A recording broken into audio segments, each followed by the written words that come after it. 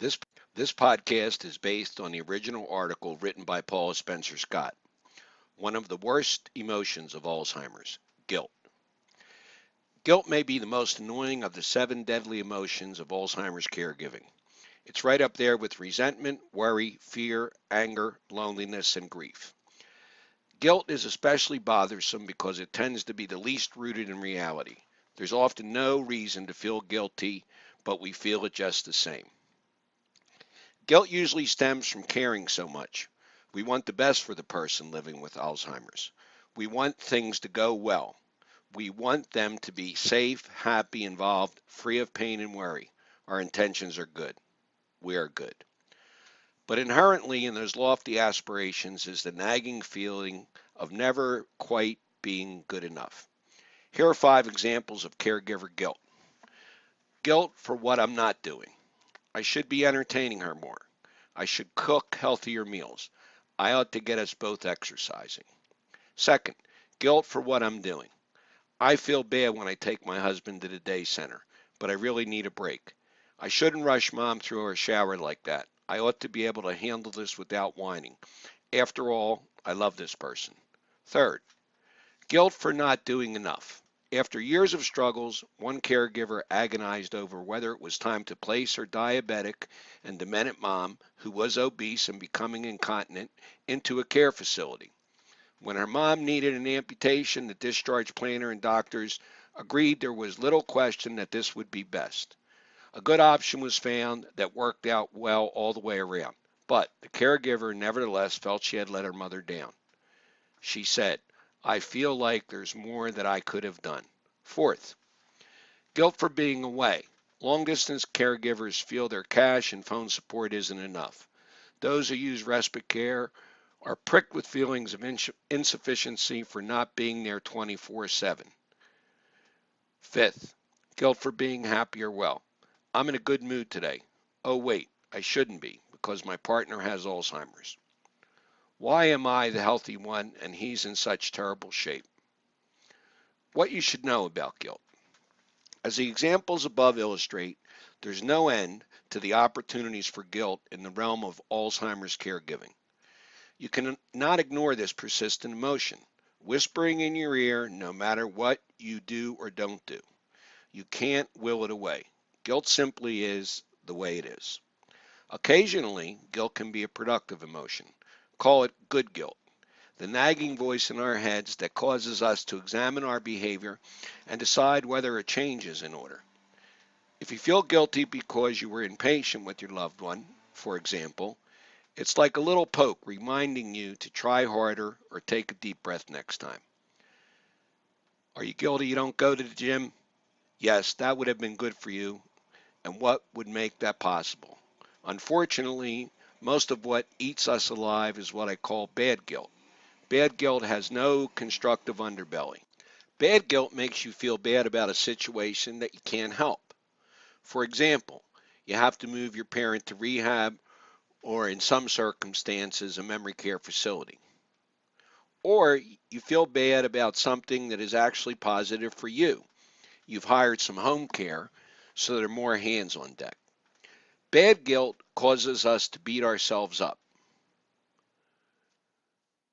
And this is often for reasons that are unrealistic and counterproductive, not to mention that all that stewing and self-flagellation waste productive mental energy.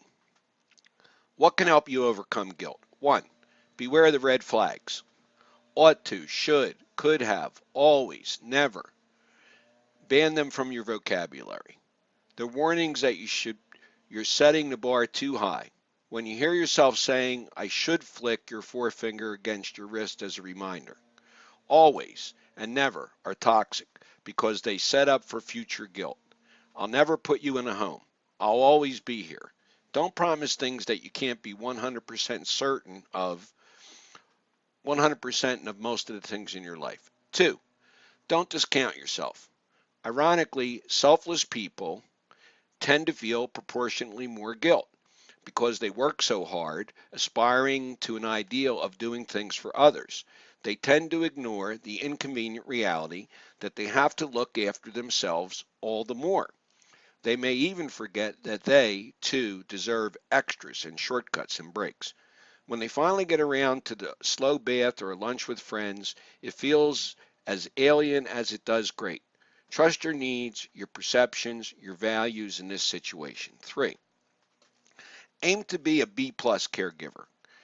Straight A's are for grad students and crazoids, not mere mortals with houses to keep, relationships to tend, jobs to do, and sanity to uphold. No caregiver anticipates every fall or prevents every bedsore. Tempers boil, germs sneak in, bills slip through unpaid. In other words, life happens. No matter how much you love the person or feel you owe him or her, you'll all be happier if you lower your standards to the level of real life. By aiming for the B, you'll achieve good marks consistently and occasionally surprise yourself with an A, rather than constantly feeling like you're missing the mark. 4. Remind yourself of your true goals. Ideally, you should be striving to give your loved one a secure life free of worry and pain while maintaining your own quality of life and health. Don't beat yourself up over the small stuff. 5. Steer clear of comparisons. We feel guilt when we feel that we're falling short of some imagined ideal. Where do these ideas come from? Often from our own heads. We compare ourselves to someone else without stopping to calculate what their stress levels or support situation is like, without allowing that every case is different. 6. See it as a sign of strength, not weakness, to ask and enlist help. Strong, smart people know that Alzheimer's care is not a task for the isolated and solitary. The more you can delegate and share, the better life feels. Only those with too much hubris and willful ignorance of reality think they can do it by themselves. 7. Get the doctor or the therapist's 10 cents. There's nothing like hearing from a neutral third party. No, you have nothing to feel guilty about in this situation. Often we don't believe the obvious until we hear it from a trusted neutral source. This article was adapted from Surviving Alzheimer's, Practical Tips and Soul-Saving Wisdom for Caregivers. Articles related to this podcast include What's the difference between Alzheimer's and dementia? The frightened, angry, anxious, mean dementia patient. 10 tips for communicating with an Alzheimer and dementia patient. Are you banging your head against the wall? 3 ways to redirect a dementia patient and embrace reality. You can find the links to these articles in the show notes below the article or below the podcast. We also have 2 topics pages related to this podcast. These include what to do when dementia patients get agitated and 6 reasons why you might have to put someone with dementia in a memory care facility or nursing home. This is original content from the Alzheimer's Reading Room. We currently have over 35,000 active readers on the alzheimersreadingroom.com. We offer a free subscription, and you are welcome to join with us. In the Alzheimer's Reading Room, we help caregivers to live a better life. See you next time.